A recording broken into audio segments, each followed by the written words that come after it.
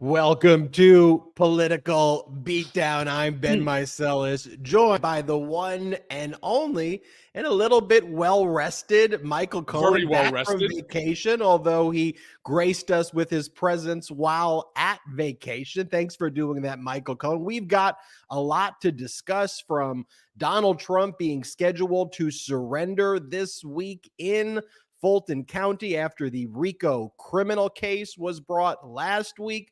Did Donald Trump already violate the conditions of his consent bond order with the threats and attacks he made at Fulton County District Attorney Fani Willis last night, a mere 2-3 hours after the consent order was entered in the first place? Also, moments before we went live, Donald Trump's former chief of staff and co-defendant in the RICO case, Mark Meadows, filed an emergency motion with the federal court where he's trying to remove the case before the judge even has fully accepted jurisdiction, begging the judge to stop him from being arrested before August 25th. We'll talk about what's going on there. Also, MAGA Which happens to be Republicans my are birthday, threatening to which shut by the way, Ben, down. happens to be my birthday. So, my hope is that that's the day that Donald ends up, not on Thursday, but on Friday that he goes. And that would be the greatest birthday gift I could ever get. Keep going.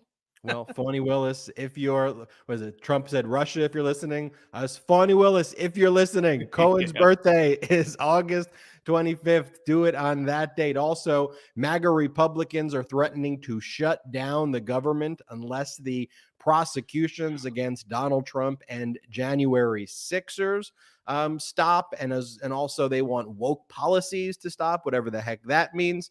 Also, the Trump propaganda media continues down its desperate path of destruction. We'll talk about that and more here on Political Beatdown. But Cohen, I want to hear about your cases, the case that Donald Trump filed against you in federal court in the Southern District of Florida. Last we left, we knew that there was a deposition that was scheduled. You broke the news here. I see right there the headline, but you broke the news here on Political Beatdown that it was scheduled for September 6th. There was briefing on the scope and Donald Trump wanting a protective order and not wanting to be asked certain questions. Trump was saying, and his lawyers were saying, that it would be embarrassing for him. He was going to invoke the fifth, even though it's a case where he sued you. So where are we at, Cohen? Well, we're all crying for the victim of the day. I mean, it's an absolute joke that he thinks he has the ability to tell my counsel what questions they can and they cannot ask. I mean, that is just insane. Now, I will say that the judge correctly turned around and said that there are certain things that you can ask, but if you start going deeper than what is necessary in order to prove your case, prove the defense of your case, he goes, then I'm going to have to intercede and so on. Now, look, between Ben Brodsky, my lawyer down in Florida, and Danya Perry, my lawyer here in New York, we will not go past what is necessary. He makes very specific allegations against me. Now, those allegations become broad in terms of scope for damages, which is what he's asking for by suing for $500 million. I have every right to defend myself to our fullest capability, and he will ultimately have to answer, my opinion, virtually all of the questions, if not all of the questions that will be posed to him during his time under oath for this sit-down deposition. Now, of course, he also wants that gagged, doesn't want anybody to see it, and I understand that because Donald Trump is possibly one of the worst people to have as a client when being deposed because he doesn't care about the truth. And that's the problem when you're doing a deposition. You are under oath. So it's telling somebody who is a habitual liar and who really doesn't remember half the stuff because it's so blurred in his mind, because he doesn't remember what's true, what's not true, what's real, and what's fantasy land. So keeping stuff straight is very difficult for him. And he'll always try to give an answer which casts him in the greatest light. That's not going to happen again with Danya Perry and Ben Brodsky at the deposition. So my belief, and according to the judge, He is not going to be able to, and this is, you could look this up, it's on NBC or Law 360. You could take a look where they really go into a tremendous analysis of the hearing that took place. The judge is not going to allow him to start claiming the Fifth Amendment to answer, questions. And if in fact that happens, the judge basically warned his attorney, Alejandro Brito, that you will be treading on very uncomfortable grounds. So I'm excited for it. And I can tell you that both Danya and Ben Brodsky are very excited for this deposition as well. Well, in this $500 million federal lawsuit that Trump filed against you, as you state, it is very broadly pled by him, and he accuses you of spreading falsehoods about him. And this program is cited. The MeidasTouch Network is cited. Mea Culpa is cited. Your book is cited as places where you've spread falsehoods. So you need to defend yourself. He's seeking $500 million. So I would anticipate that your lawyers would be saying, okay, here you've alleged in this federal lawsuit that Michael Cohen is spreading falsehoods. Is that correct? And Donald Trump will say, oh, I think that's correct. Okay, well, please state all of the falsehoods that you allege that he's made about you. Objection, overbroad. You may answer the question. Answer the question. Please state all of the falsehoods. And then your lawyers will go through I would and ask it a little bit different. I would say, Donald, how many falsehoods do you believe Mr. Cohen has Mr. Cohen has said about you? And then he'll turn around and he'll say, I don't know. It's a lot. Okay. Is it more than 10? Yes, definitely. Is it more than 20?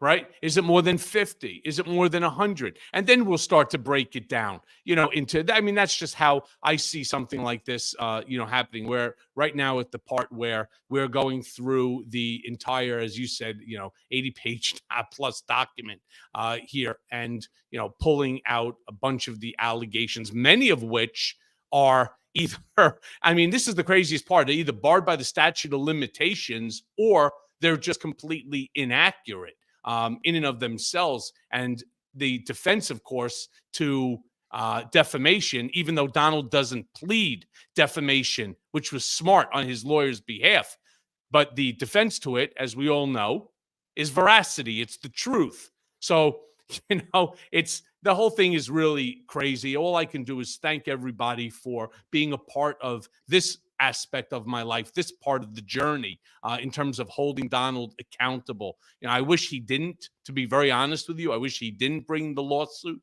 and not because I don't believe that the case will be dismissed. Hey, Ben, let me ask you this, and I want to ask this to the brigaders. So to the brigaders, let's do something a little interactive.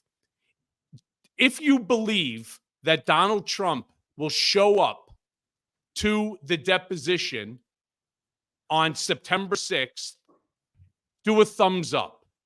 If you don't believe, which I don't believe, that he's going to show up on September 6th, he's going to try to delay it because that's part of the game, hit the Michael Cohen emoji. And I want to just see what people are thinking here. I personally don't believe that he's going to show up on September 6th. Nothing good can come out of this for him, because let's not forget, October, we have the New York Attorney General case, which is taking place, here in New York. It's a civil matter, but this matter is going against him and his company for a multitude of crimes alleged by the New York AG, our unsinkable Tish James, which I do believe that I am going to be, and I have no reason to believe other than, I was deposed by Trump's counsel not too long ago. So I do believe that I will be a key witness in that case as well, which, once again,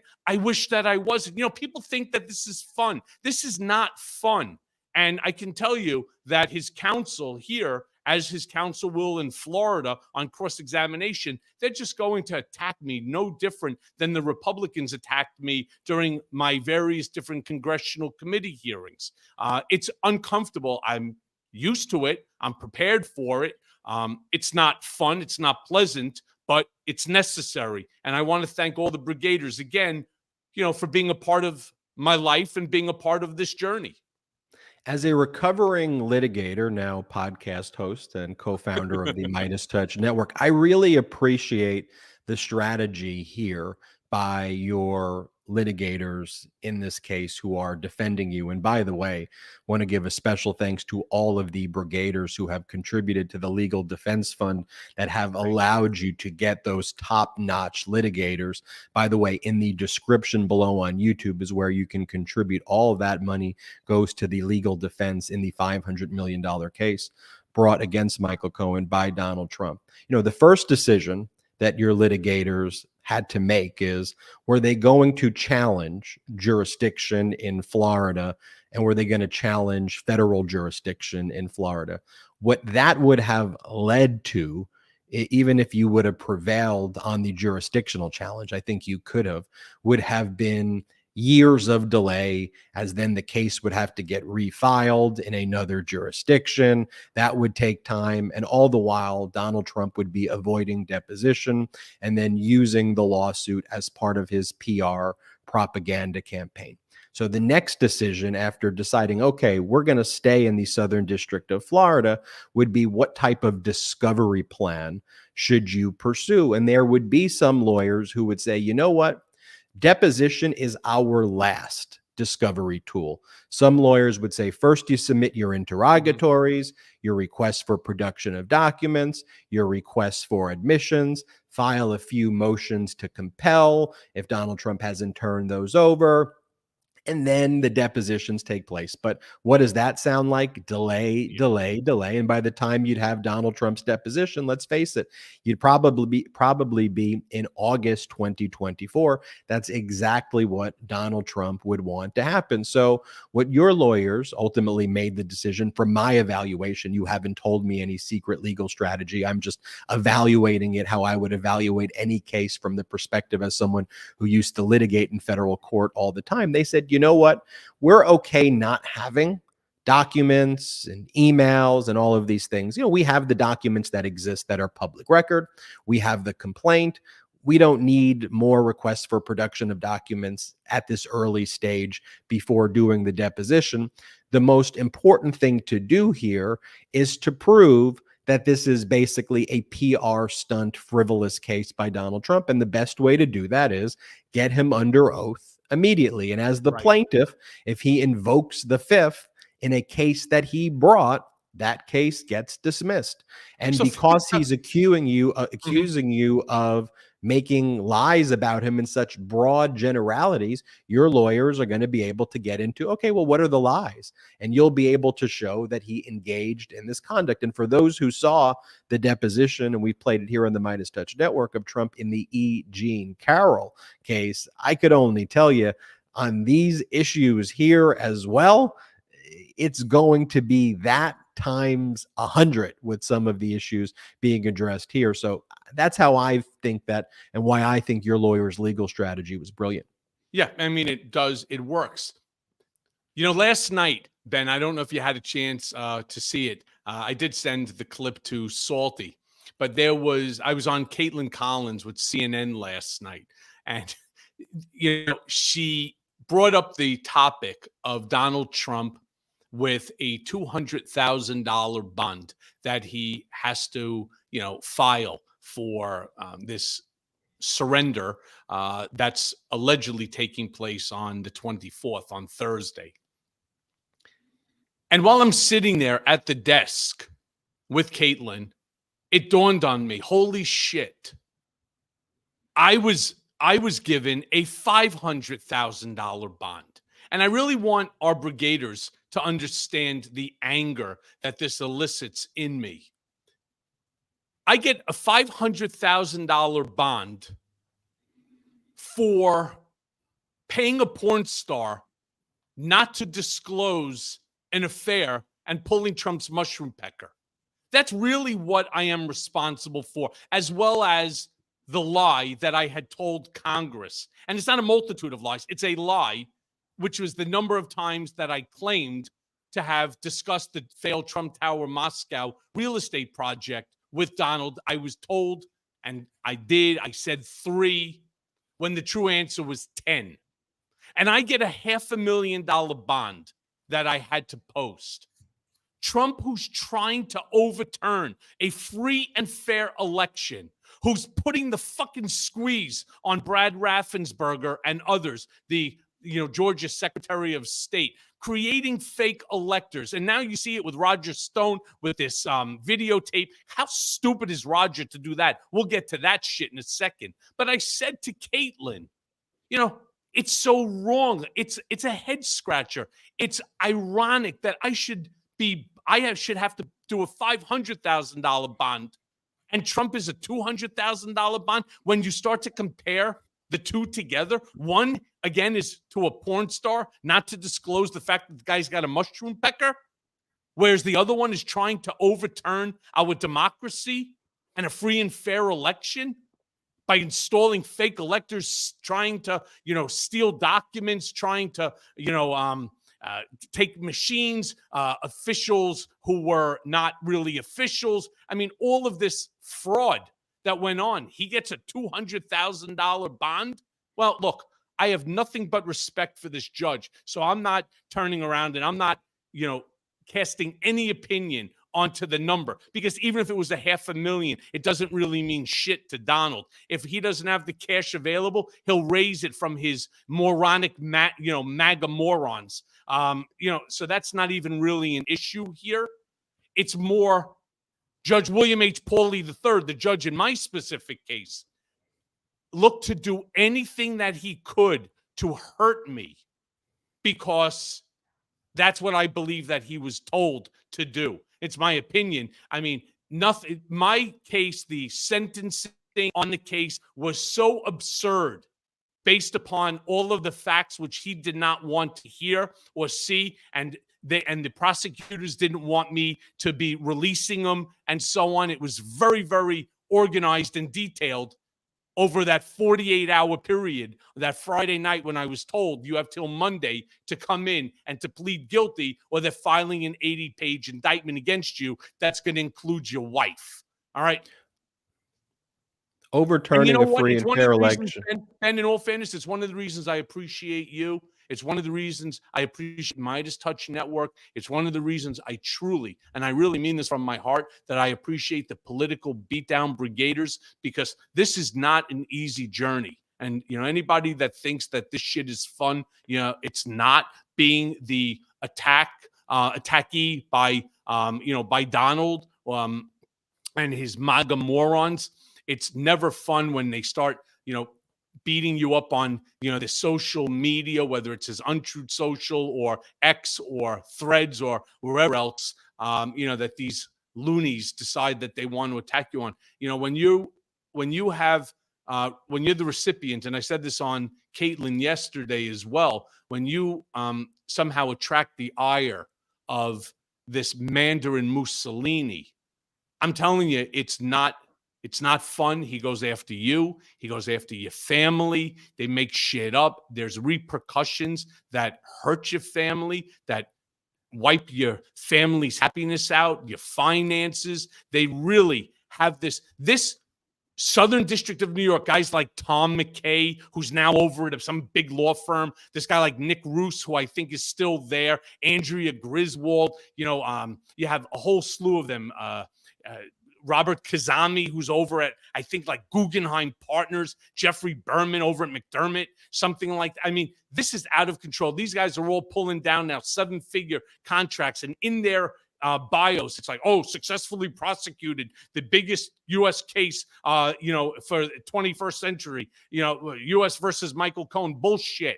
What you did is you threatened my wife, and you knew my Achilles heel, and you threatened my family, which is my Achilles heel. And at the end of the day, there was no decision over the course of a weekend when you have nobody to reach out to. Forgetting about trying to reach government during the week.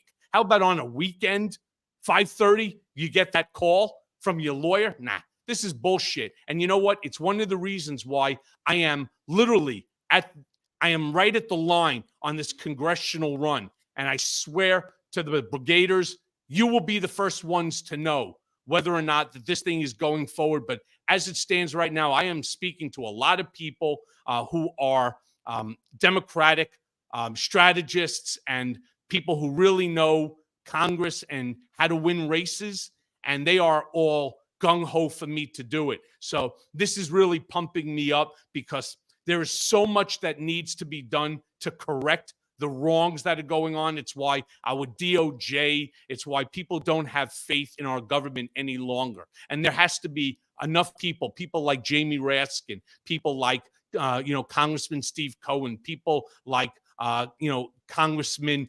what do you call it? Dan Goldman, Steve Cohen, Jamie Raskin, and so many and others, why they are so necessary in order to ensure that Congress, despite the divisiveness that exists, are working for you and me and not for themselves. Donald Trump was whining about the conditions of his consent bond order, which, as stated in the title, his lawyers consented to.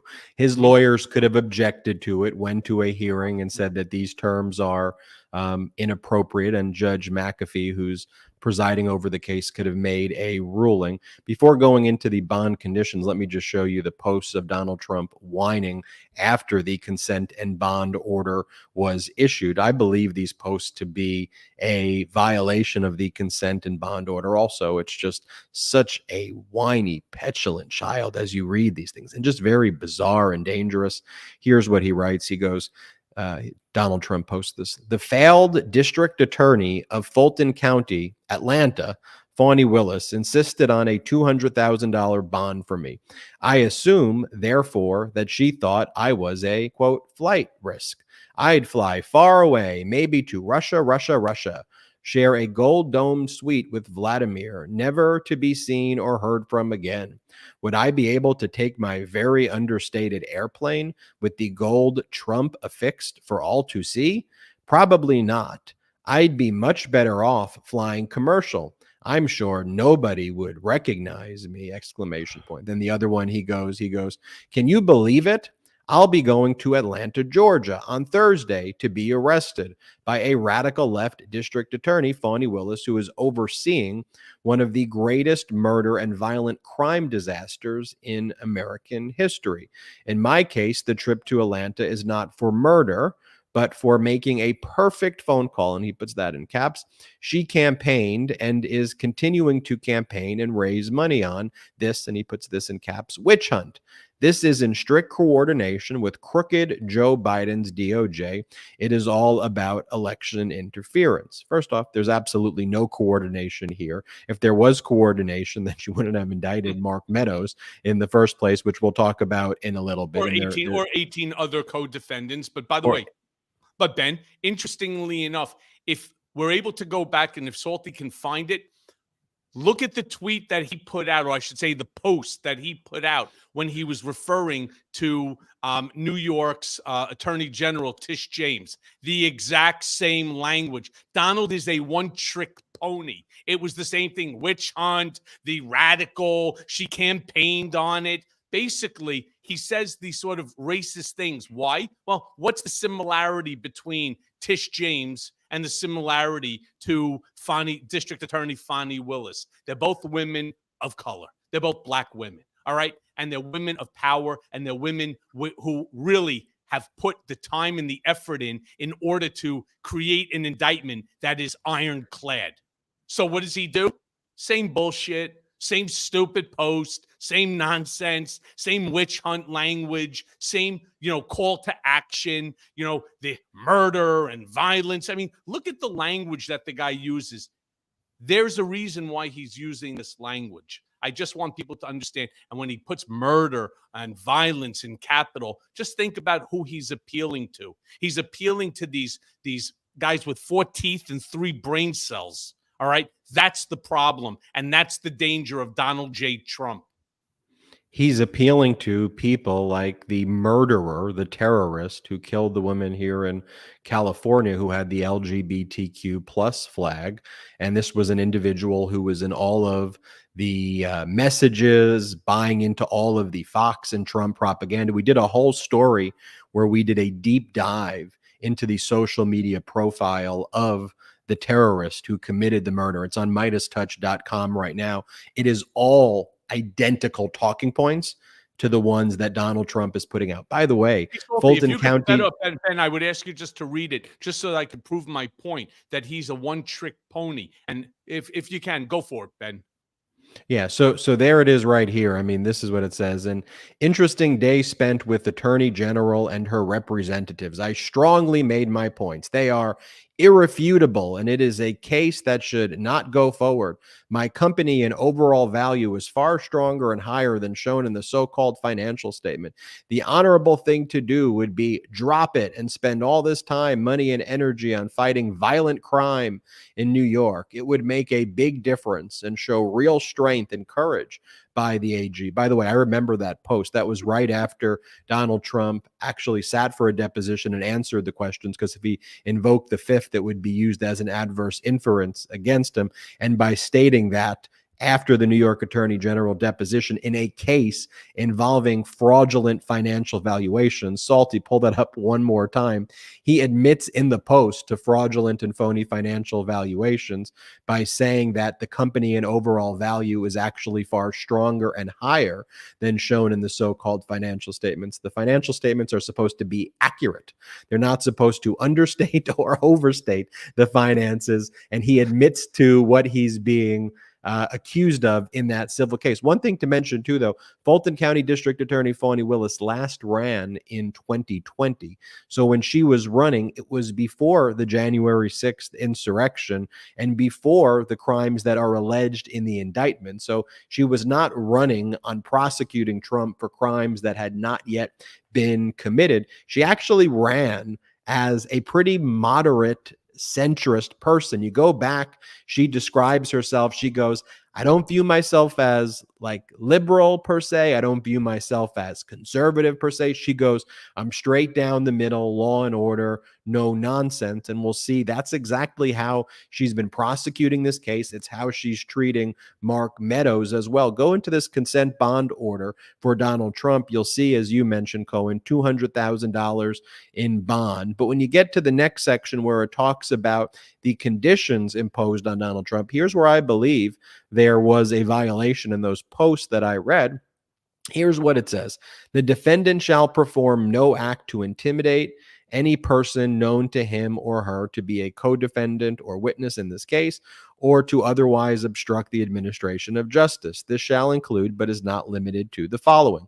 The defendant, Donald Trump, shall make no direct or indirect threat of any nature against any co-defendant. The defendant shall make no direct or indirect threat of any nature against any witness. C, defendant shall make no direct or indirect threat of any nature against any victim. D, the defendant shall make no direct or indirect threat of any nature against the community, like Atlanta, or any property in the community. And E, the above shall include, but are not limited to, posts on social media or reposts of posts made by another individual on social media. Cohen, those are the terms that Trump's lawyers negotiated. So when he goes and whines about it, how do I know his lawyers did it? Because here on Political Beatdown on the MeidasTouch network, we look at the documents and we're evidence-based. And so the documents say, the above caption matter having come before the court for consideration of bond and with consent of counsel for the state of Georgia and for the defendant, the court hereby grants an order. So Donald Trump's lawyers agreed to this. He's violating it. The question that has to be decided, though, and we see this in a reply brief filed by Jack Smith soon, is Donald Trump actually wants to use pretrial detention as a way to delay these proceedings. And Donald Trump cited in the Jack Smith Washington, D.C. case other federal January 6th cases that took about 2 to 3 years from the date of indictment through trial, or technically through sentencing. And those, and the thing with those cases is they involved pretrial detention litigation, which takes up a lot of time, and that causes delay. And one of the things special counsel Jack Smith pointed out in his reply brief, because he wants to set that January 2nd, 2024 trial date, is, Your Honor, Trump's lawyers are citing pretrial detention cases. This is not a multi-defendant pretrial detention complex case. 4 counts, no pretrial detention, 1 defendant in Donald Trump. That's Jack Smith's approach.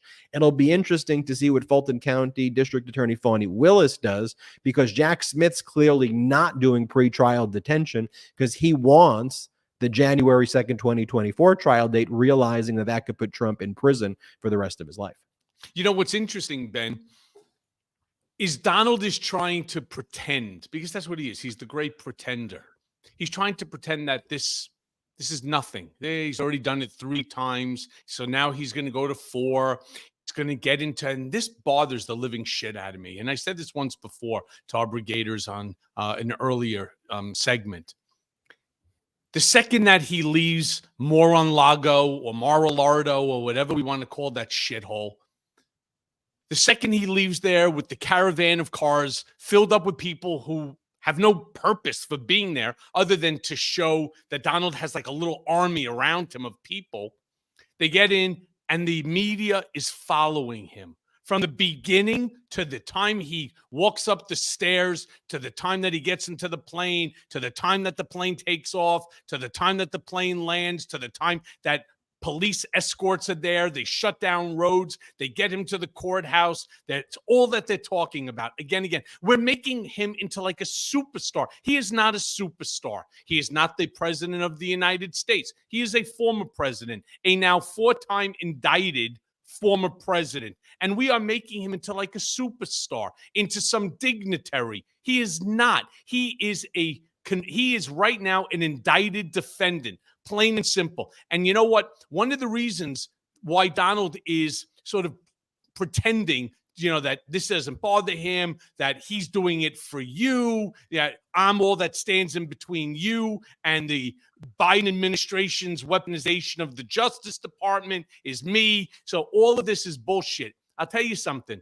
If they turn around, they said to him, okay, Donald, unfortunately, Georgia's not like New York and Georgia's not like DC. You got to go through the whole process. They're going to strip you out. You're going to have to lift up that saggy ball sack. You're going to have to bend down, cough. They're taking your clothes, your shoes. They're going to give you, while you're sitting inside the cell, they're going to be giving you an orange jumpsuit. There's one big enough for your ass. All right? If not, like everybody else, they give it to you either way too big or way too small. They give you a pair of shoes that don't fit either. Then you would see him go into panic mode. All right? He thinks he's going in there, walking in like Caesar just conquered, a territory. He's walking in through Rome. That's how he's trying to portray himself. But if he had to go through the process like everybody else, rest assured, he'd be shitting a brick right now, screaming at his lawyers, you figure out how to get me. He would be doing every trick in the book not to show up there. And he certainly wouldn't be running his mouth the way he's doing it, which is in contradiction to exactly what the judge just told him not to do, but no different than the E. Jean Carroll case. The idiot, and I say it again, this fucking idiot cannot keep his mouth shut, not for 24 hours. No different than the E. Jean Carroll case, where he went on CNN with, once again, Caitlin Collins for that town hall, opened his mouth and started doing exactly what he was told not to do, because the man baby does not understand guidelines. He doesn't understand guardrails. He doesn't understand anything except for what he wants. He's just a big man baby. Let's talk about, very vivid, very graphic, but appropriately stated. Let's talk about. Listen, I know what it's like to get stripped out. All right, on a regular basis, especially when they had us in the solitary side. Now, on the one side where I was originally at, which was the camp, then there's none of that that goes on. But once you go back and forth, like if you had to go to see the doctor across, it's the whole process all over again and again and again. And I understand it for security purposes, unnecessary, but nevertheless, I understand it. If they put Donald through that, I promise you, he would be paler than Casper the Ghost. Well, that surrender date is being negotiated. The Fulton County Sheriff said not going to treat him any differently. We will keep everybody posted when we know the specific date and time. I also want to talk about Mark Meadows, who is trying desperately not to have to surrender. Motion after motion, an emergency motion filed by Mark Meadows after filing a motion to dismiss over the weekend, after filing a removal notice the week before that, one day after the indictment issued. What in the world is Mark Meadows doing? And what in the world are these MAGA Republicans doing, threatening our country in a letter earlier this week, stating that they will not fund the government if the prosecutions against Donald Trump and the insurrectionists continue, and if there's continued woke policies. I mean, this is some dangerous and deranged stuff. We will break it all down here on Political Beatdown after this quick break. Ben Meiselas here. Did you know that your temperature at night can have one of the greatest impacts on your sleep quality? If you wake up too hot or too cold, I highly recommend you check out Miracle Made's bed sheets. Inspired by NASA, Miracle Made uses silver-infused fabrics and makes temperature-regulating bedding so you can sleep at the perfect temperature all night long. Using silver-infused fabrics originally inspired by NASA, Miracle Made sheets are thermoregulating and designed to keep you at the perfect temperature all night long, so you get better sleep every night. These sheets are infused with silver that prevent up to 99.7% of bacterial growth, leaving them to stay cleaner and fresh 3 times longer than other sheets. No more gross odors. And get this, Miracle sheets are luxuriously comfortable without the high price tag of other luxury brands, and feel as nice, if not nicer, than bed sheets used by some 5-star hotels. Stop sleeping on bacteria. Bacteria can clog your pores, causing breakouts and acne. Sleep clean with Miracle. Go to trymiracle.com/beat to try Miracle Made sheets today. And whether you're buying them for yourself or as a gift for a loved one, if you order today, you can save over 40%. And if you use our promo BEAT at checkout, you'll get 3 free towels and save an extra 20%. Miracle is so confident in their product, it's backed by a 30-day money-back guarantee. So if you aren't 100% satisfied, you'll get a full refund. Upgrade your sleep with Miracle Made. Go to trymiracle.com/beat and use the code BEAT to claim your free 3-piece towel set and save over 40%. Again, that's trymiracle.com/beat to treat yourself. Thank you, Miracle Made, for sponsoring this episode. Moink. What if you could support small family farmers and reduce your environmental imprint, all while enjoying the highest quality meat on earth?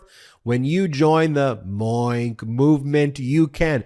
Moink delivers grass-fed and grass-finished beef and lamb, pastured pork and chicken, and sustainable wild-caught Alaskan salmon straight to your door. Moink farmers farm like our grandparents did, and as a result, Moink meat tastes like it should, because the family farm does it better, and the Moink difference is a difference you can taste. Unlike the supermarket, Moink gives you total control over the quality and source of your food. You choose the meat delivered in every box, like ribeyes to chicken breasts to pork chops to salmon fillets and so much more. Plus, you can cancel at any time. Moink is helping save rural America. I love it, and you will too. Join the Moink movement today. Shark Tank host Kevin O'Leary called Moink's bacon the best bacon he's ever tasted, and Ring doorbell founder Jamie Siminoff jumped at the chance to invest in Moink. Plus, they guarantee you'll say, oink, oink, I'm just so happy I got moinked. I know I do, and you will too. Moink is a truly incredible and delicious delicious stuff. Keep American Farm going by signing up at moinkbox.com/beatdown, BATDOWN right now. And listeners of this show will get a free ground beef for a year. That's 1 year of the best ground beef you'll ever taste, but it's just for a limited time. It's spelled MOINK, moinkbox.com/beatdown. That's moinkbox.com/beatdown. Oh man, I put passion into everything I do, man. Sure do. And I will tell you. So I got my Moink about 3 days ago, and the bacon is phenomenal. All right, and I got to tell you something. Their fillets are absolutely perfect. I mean, their ribs, their ribeye, everything. I mean, it's really fantastic. You know, the only thing is I don't eat chicken. I'm chicken phobic. It's I write about it in Disloyal, but you know that I leave for the wife. You know, to eat. But I got to be honest with you, their product is fantastic. So good job on that one. Thank you. You know, I don't know if you've checked this out, Cohen, because I want to hear from the Brigaders what they think about this. So at patreon.com/MeidasTouch, after the MeidasTouch show, we do an after show where we kind of talk about the show. We have some like reflections, what happens during the breaks, what happens before the show. You get to know us a little more. We don't have a Political Beatdown Patreon account, and people seem to really love the after show. By the way, if you want to check out the after show for the MeidasTouch podcast, you just go to Patreon, patreon.com/MeidasTouch, a special feature for Patreon members. But I'd be interested to know from our Brigaders if they would want us to set up a Patreon account for Political Beatdown where we can do an after show and kind of talk about what went down. So anyway, I'll leave that. And then you'll get a chance to see Ben dance. He does a incredible hora, as well as the tango. Yeah, right after the show ends, that's when the dancing begins. So show ends, dancing starts. But speaking of dancing, Mark Meadows, Donald Trump's former chief of staff, is trying to dance out of being arrested. I mean, Meadows has filed so many documents right away. I mean, the day after the indictment, on August 15th, he files a removal notice to federal court right away, trying to get the case transferred from state court to federal court. And the federal judge is like, okay, I mean, we'll hear your arguments. It's not frivolous on its face. So the federal judge sets an evidentiary hearing for August 28th. Then over the weekend, I think it was Saturday evening, during the storms out here in California, I saw Mark Meadows filed a motion to dismiss. I was like, you're filing a motion to dismiss in federal court? The court hasn't even accepted jurisdiction over it. There's a hearing on whether the court's even going to have jurisdiction or remand it. So you're asking a court that lacks jurisdiction to rule on a motion to dismiss. And Meadows' argument is under the Supremacy Clause, the First Amendment, the 14th Amendment of the Constitution. He goes, I was just acting like a normal chief of staff, just trying to overthrow the government, just like our founders anticipated. But, look, Fulton County District Attorney Fani Willis is going to say, you ain't engaging in any normal conduct of a chief of staff. You're engaging in conduct that's trying to overthrow our Constitution. You can't invoke the Constitution as protection. So then Meadows filed that. And then moments before we went live, Meadows filed a emergency motion with the federal court that doesn't yet have jurisdiction, saying, begging the federal court to step in and try to block Meadows from being arrested. And Meadows attaches correspondence from Fulton County District Attorney Fani Willis, where she says to Meadows' lawyers, I'm not granting any extensions.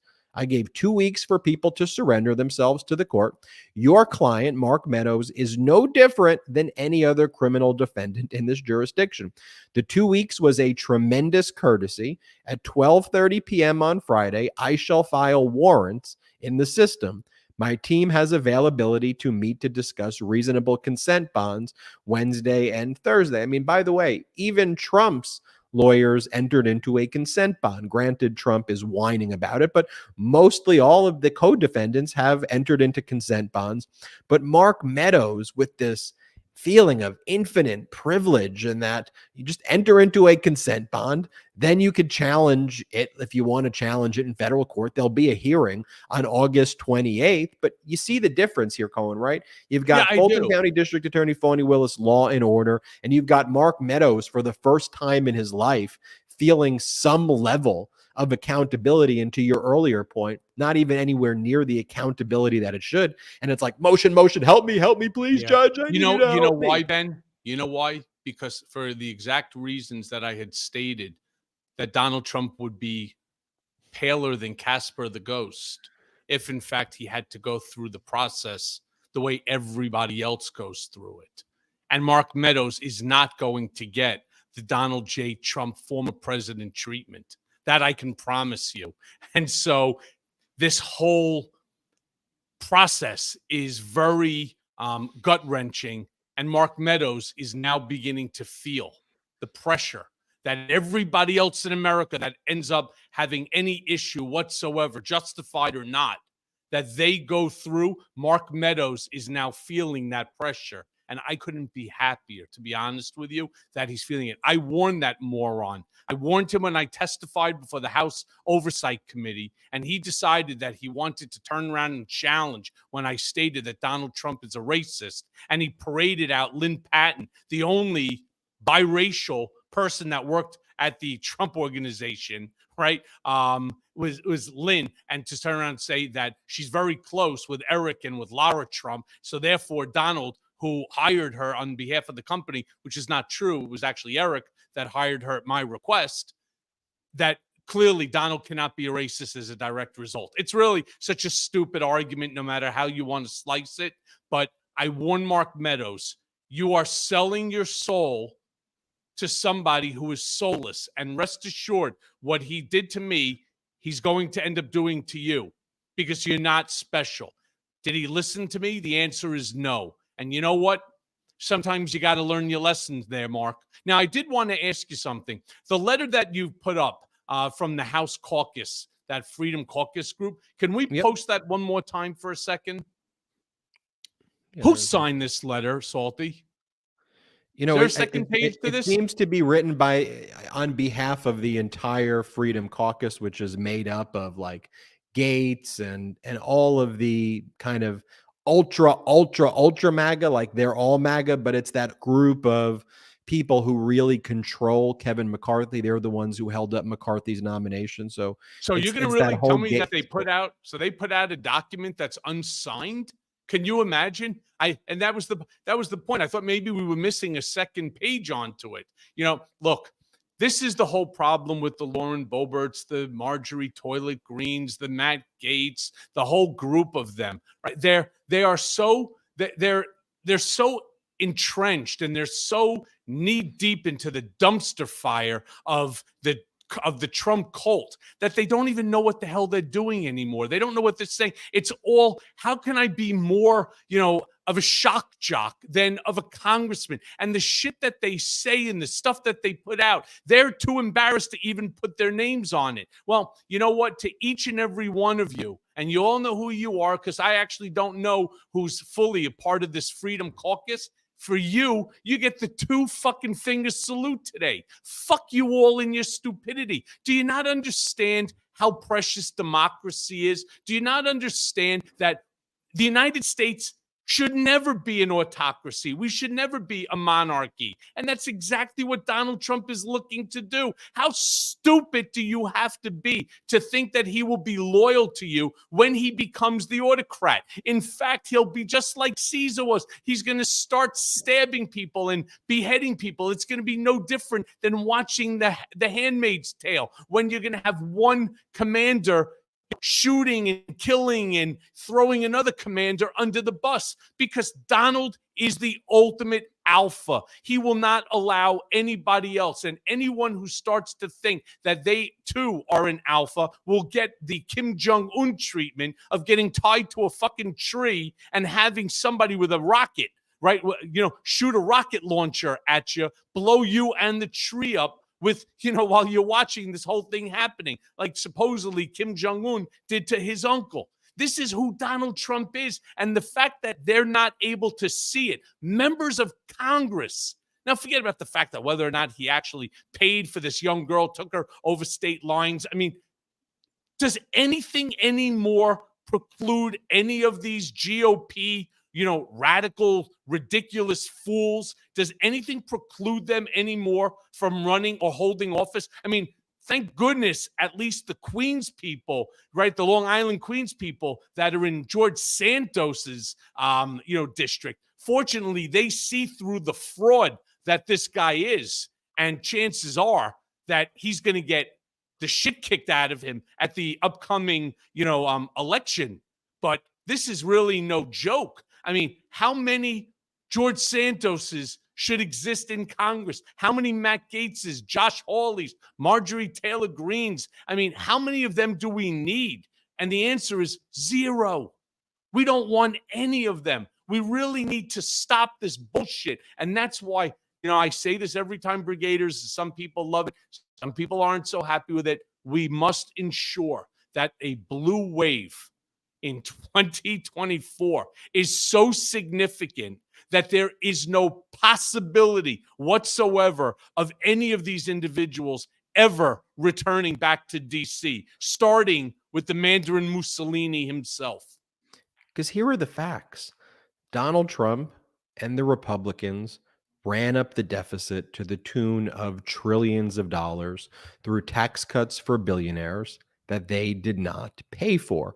On the other hand, President Biden's strategies pay for his programs by closing tax loopholes and making sure billionaires pay their fair share, that they don't pay less than you pay. So money has to come from places. And Biden's been able to reduce the deficit by finding where the money comes from at its most simplistic level. So here we have the arsonists, the House Freedom Caucus right here, saying that they're the ones who want to put out the fire that they created. But in reality, they just want to increase the arson over and over again, and then blame President Biden and then blame Democrats, where President Biden, against all odds, has put the American economy in a fairly strong position when all economists doubted that that could be done. So you look at this letter and it says things like, however, when Congress returns to Washington, we will only have just a few days before the government funding expires on September 30th. And time is rapidly running out to enact all 12 appropriation bills. Like the ultimate gaslighting here. Y'all are the people who left Congress and didn't pass the appropriation bills. The Democrats were saying they want to pass the 12 appropriation bills in its normal course. The MAGA Republicans Ben, before I lose this train of thought, I'm so sorry, pal. But as I was reading that again, and I'm so shocked at it. Do you realize that if that was you and me that put out a letter like that, there's a better than likely chance we'd be tried for treason? I mean, think about what that letter is actually doing. It's actually trying to stop government from operating, basically holding government hostage by holding the purse strings. If that was anybody other than members of Congress, that would probably be treason. It's amazing to me that they're getting away with this. And where are the Democrats? For God's sakes, it's the same thing I've been yelling at. One of the things I wanted to talk about also before, we got into everything, I just received, and we're going to talk about it on Thursday. And I'm going to send it to Salty to post so everyone can see it. I have 2 FOIA requests. Can you imagine the lack of transparency that government wants to permit? And there's a reason for it. 873 documents allegedly have been reviewed, and so on, and they will turn over none. And the argument as to why. Wait till Thursday. Wait till you see what this is all about. It is insane. This is the lack of transparency, and this is the problem. Where are the Democrats right now? All right, who are still at least the majority in the Senate? Where are the investigations for stuff like this against this House Freedom? Where are the investigations into the IG, into the transparency of government when it comes to documentation, so that people like myself, I can turn around and show exactly who did what? Because what they did is illegal, it's unconstitutional, it's undemocratic, it's un-American, and it needs to stop. All right. That's the bottom line. Sorry about that, Ben. No, it's an important point that you raised right there. And what the MAGA Republicans are saying in this letter is that they will stop government funding. Then they list their hostage demands. Remember the same way they held our economy hostage with the debt ceiling. And so the first one, they talk about stopping the flood of dangerous fentanyl into our communities. We all agree with that. And President Biden have many plans about how to address it. What MAGA Republicans want to basically say is it's Mexicans and people south of the border smuggling it in backpacks across the border, where they're not addressing the actual source of where most fentanyl is arriving from. But I think we can all agree that that should be addressed. Shouldn't shut down our economy. We should deal with it like intelligent adults. But here we go, 2 and 3. To address the unprecedented weaponization of the Justice Department and FBI, to focus them on prosecuting real criminals instead of conducting political witch hunts and targeting law-abiding citizens. That's clearly a reference. This is how MAGA Republicans refer to Donald Trump and the insurrectionists right there. And then 3, end the left's cancerous woke policies in the Pentagon, undermining our military's core warfighting mission. That's not what's happening. Who's undermining the military's core warfighting mission are MAGA Republicans like Tommy Tuberville, who are holding up the nominations of military generals and top-ranking military officials to pursue their kind of bizarre culture war, MAGA Republican agendas. And then finally, they can't help themselves and say they oppose any blank check for Ukraine and any supplemental appropriations bill because they're doing Vladimir Putin's bidding.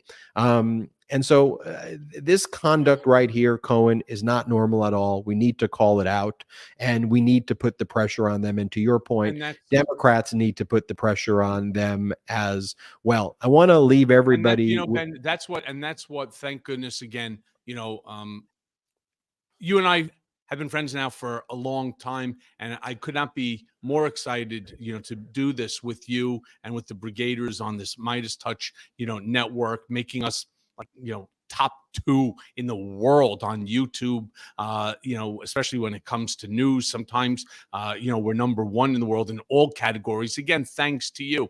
But one of the issues that really needs to be looked at here, and something we try to bring and to discuss and to talk about facts, not innuendo. While we're sitting here as Americans worrying about Donald fucking Trump showing up to Georgia for his 4th indictment, 200,000, 500,000, who cares? It doesn't really matter. Why we're following him on, his airplane ride, like, this is, the Frog, whatever it is, over at Disneyland, right? Mr. Frog's Fabulous Roller Coaster Ride, or something like that, where we follow him, from house to, to jailhouse, and then from jailhouse back to his, Mar-a-Lardo, social club, instead of worrying about Hawaii, instead of worrying about California, instead of trying to figure out what to do with the migrants, instead of trying to figure out the economy and to do things to improve the economy, instead of worrying about infrastructure in America, instead of turning around and worrying about healthcare for all Americans to make sure that, our older generation can afford the medication that they need without being, bombarded by bullshit and having to spend 12 hours in order to get an authorization code, which usually turns out to be wrong. All right. There's so many issues that this country needs to face right here, right now.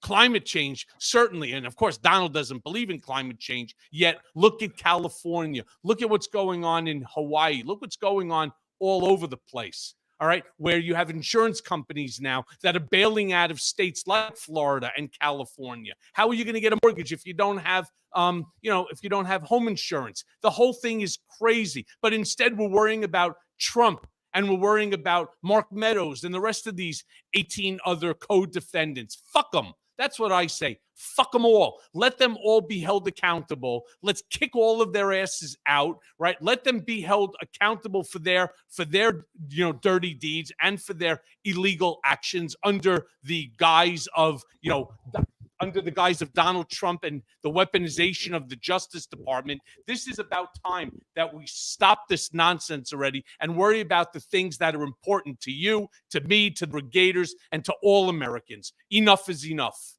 This is some breaking news over the wire right now that Jack Smith's team in a reply brief has told Judge Cannon that a key witness in Trump's Mar-a-Lago document case, who I believe to be Yusel Taveras, identified as employee number 4 in the brief and in the indictment, retracted false testimony after switching lawyers and not having the lawyers provided by Trump's political action groups. And that's one of the reasons that special counsel Jack Smith wants to disqualify Trump's political action group hired lawyers from representing more witnesses.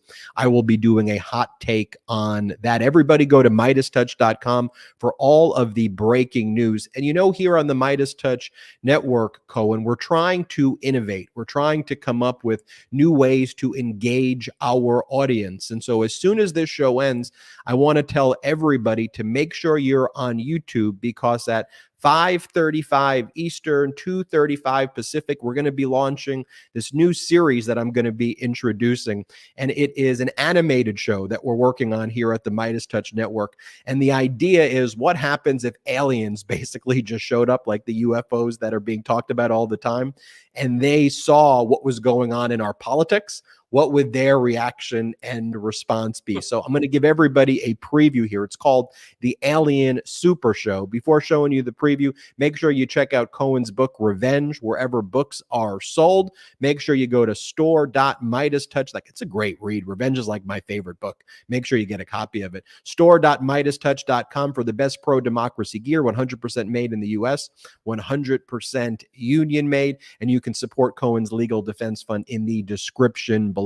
Please do that. We'll keep you updated on the developments in that case. Now, I'll take us out with Alien Super Show, the new animated series by the MeidasTouch Network. Also, before we play it, remember, make sure you watch our first full episode. It's about to load on the MeidasTouch YouTube channel right after this. Play it out.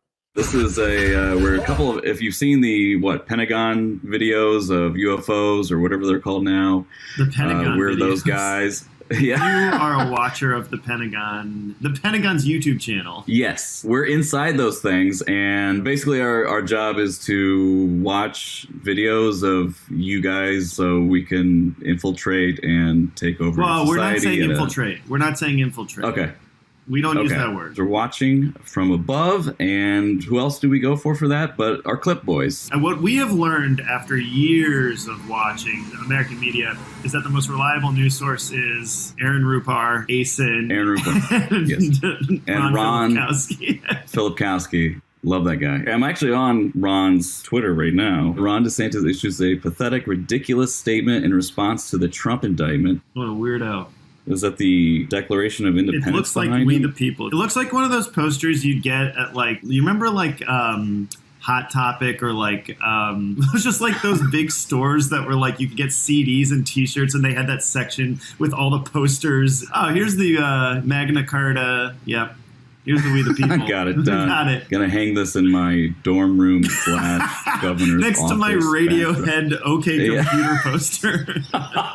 Now, in terms of some of these local DAs, in Florida, we've actually suspended 2, one in Tampa, one in Orlando, over the last year. In front of the Constitution. When he's in front of the Constitution with no one else in the room with him, that's like the most normal he's been in a while. He doesn't have anyone to bobble at. to just seethe about their food choices. That's probably a lot of sugar, huh? About what room is this? Is this like a room in his house? You have your Constitution room, you have your family room, your gaming room, your man cave. It's his We the People cave with his We the People cave with his banker's light on in the background there. I mean, it looks like a sad replica of the set from Better Call Saul, which is honestly a perfect metaphor. So as room raters, we would say that his We the People cave is 5 out of 10.